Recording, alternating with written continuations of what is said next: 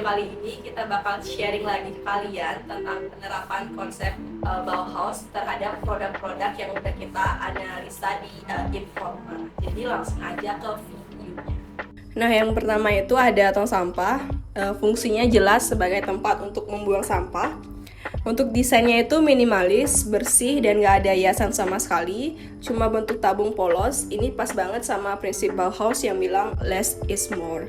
Untuk bahannya sendiri itu murni dari stainless steel, gak dicat aneh-aneh atau dibikin mirip kayu, kelihatan kuat dan modern. Bauhaus suka pakai bahan-bahan industri kayak gini. Bentuknya tabung atau silinder, ini merupakan bentuk dasar dari geometri yang bersih. Bauhaus suka banget pakai bentuk-bentuk dasar kayak kotak, lingkaran, atau tabung.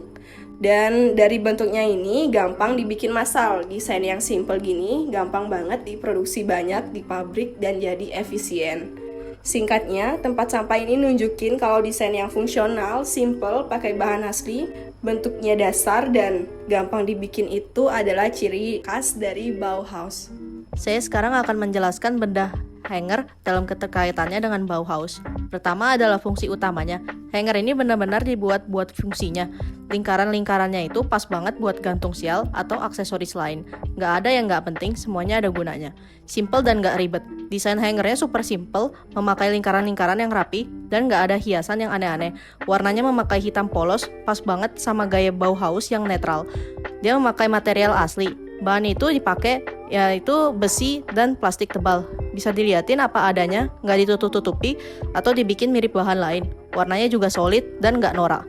Bentuk geometrisnya rapi. Dia pakai bentuk lingkaran yang diulang-ulang, yang bikin polanya jadi bersih dan teratur. Ini gaya Bauhaus yang suka bentuk-bentuk dasar.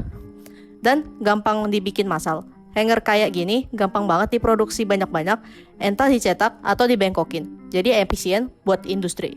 Terakhir, di sini aku akan membahas keterkaitan kemasan Informa dengan konsep the new typography. Yang pertama itu ada penggunaan huruf yang simple atau sans serif. Jadi tulisan dari logo dan keterangannya. Jenis font ini dipilih karena mudah dibaca dan kelihatan modern. Yang kedua itu ada tulisan itu nggak harus kanan kiri.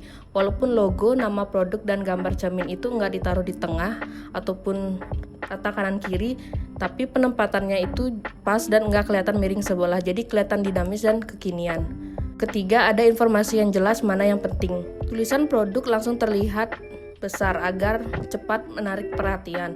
Merek Informa dibuat agak kecil tapi tetap gampang dikenali. Nah, info dari fitur-fiturnya itu tambah kecil dan ada ikonnya. Itu menunjukkan kalau itu merupakan detail tambahan.